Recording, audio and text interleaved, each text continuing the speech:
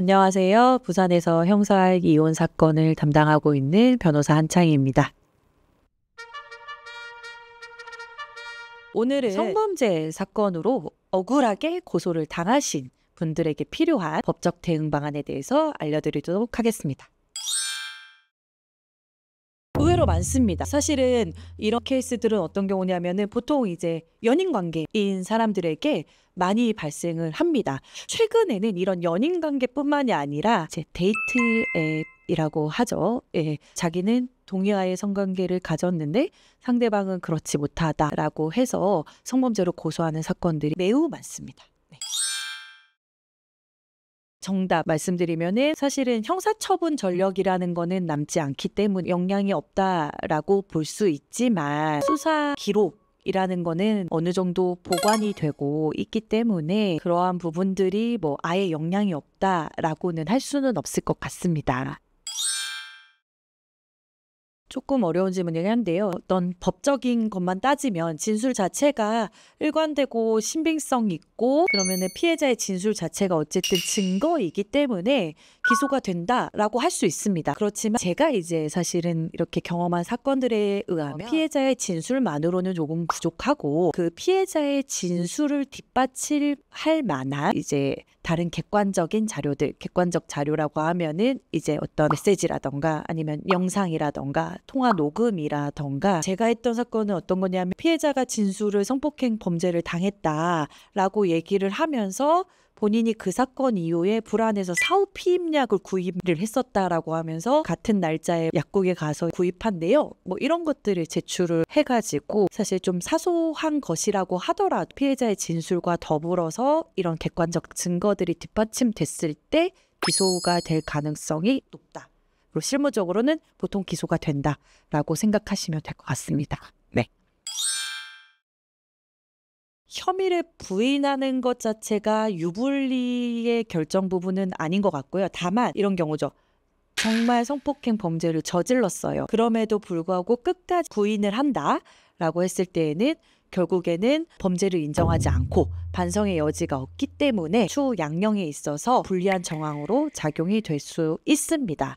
그렇지만 정말 내 성관계 자체도 없었고 동의하에 했고 그래서 성범죄라고는 볼 수 없다. 이런 억울한 사정인 경우에는 당연히 부인을 해야 되는 게 맞고 대신에 부인을 하더라도 본인이 진술 자체가 일관되지 않았을 경우에는 불리하게 작용될 수밖에는 없을 것 같습니다. 네, 물론 그렇습니다. 보통은 이제 혐의 없음이라고 하는데 그 사유 자체가 보통 증거 불충분인 경우들이 대다수입니다.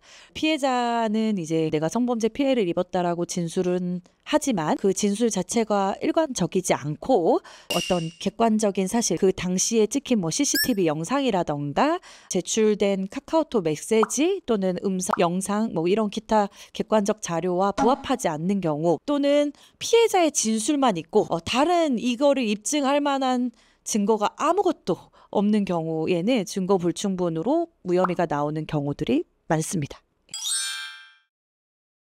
이것도 교과서적인 답을 드리자면은 아니다인데 실무적인 답을 드리자면은 그렇다라고 할 수가 있어요.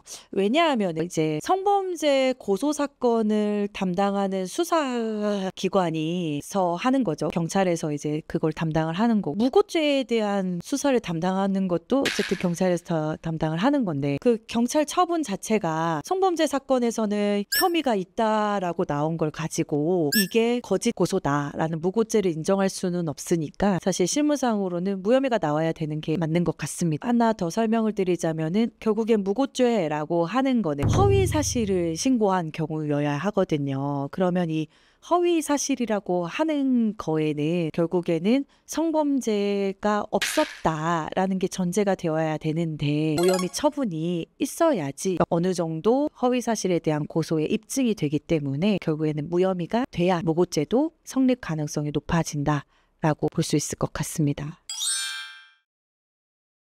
저 이거 정말 중요하게 생각하는데요. 이제 고소를 당했다라고 해서 무조건 합의를 하는 거는 오히려 독이 될 수 있습니다. 왜 그렇게 얘기를 드리냐면 성범죄 사건 같은 경우에는 반의사 불벌, 그러니까 피해자가 나 더 이상 저 사람의 처벌을 원치 않아요 라는 의사만으로 수사가 종결되지 않기 때문입니다. 그리고 두 번째는 뭐냐면 합의를 봤다라고 하는 거는 결국 본인의 잘못을 인정한다라는 게 전제에 깔려버리는 거거든요. 네가 잘못한 게 있으니까 합의 본 거 아니야? 뭔가 찔리는 게 있으니까 합의 본 거 아니야?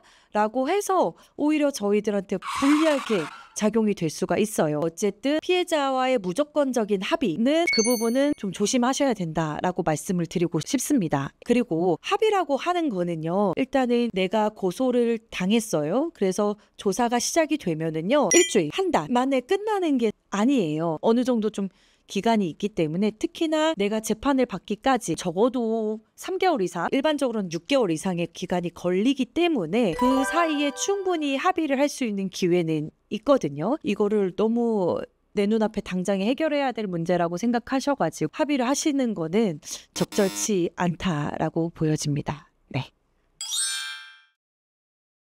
경찰 조사를 받으실 때에는요. 제일 중요한 거, 기억이 불분명한 거를 추측으로 말하는 거. 두 번째는 내 의견이나 판단을 말하는 거. 이런 부분들을 조심하셔야 합니다. 이거는 성범죄 사건뿐만이 아니라 모든 사건에서 피의자 조사를 받을 때 조심해 하셔야 될 부분이고요. 이 성범죄라고 하는 거는 그리고 또 장소적으로 어떤 늦은 시간 보통 이제 단둘이만 있는 공간에서 이루어지는 경우들이 많기 때문에 결국 당사자들의 진술의 신빙성이 정말 중요해요.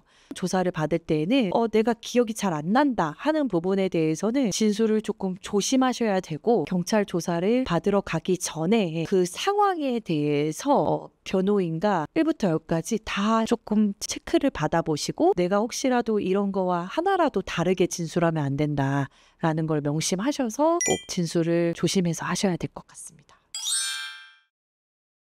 변호사 선임은 사실 사건이 시작됐을 때 하시는 건데요. 이 사건 시작이라고 하는 거를 보통 분들은 경찰로부터 전화를 받았을 때라고 생각을 하세요. 보통 어떤 경우냐면은 피해자가 먼저 연락을 하는 경우들이 있어요. 나 고소할 거다. 너 그렇다면 그 시점인 거예요. 내가 이 사건 문제가 된다라는 걸 안 시점. 그때 꼭 변호사와 대응을 하시는 게 좋을 것 같다라고 말씀드리고 싶습니다. 이제 억울하게 성범죄 고소를 당하신 분들이 오히려 피해를 입는 부분들이 있는데요.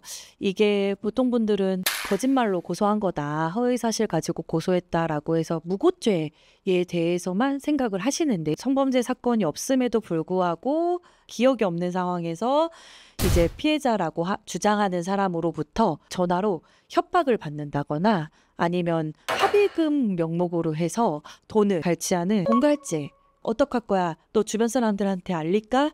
하면서 수시로 연락을 해요. 수차례 연락을 하는 경우들이 있는데, 그런 경우에는 스토킹 처벌법 위반에도 해당이 되거든요. 사실 억울하게 고소를 당한 부분에 대해서 나 고소당하면 어쩌지? 이런 방어적인 부분만 고민을 하시는 걸로 끝나는 게 아니라, 오히려 억울한 상황에 있어서는 그 피해자라고 주장하는 측이 나에겐 가해자가 될 수가 있습니다. 그렇기 때문에 이런 부분들에 대한 추가적인 피해를 방지하는 차원에서라도 변호인 상담을 받으시고 어떻게 대응해야 될지 고민을 하셔서 대처를 하시는 게 꼭 필요할 것 같습니다. 이상 한창희 변호사였습니다.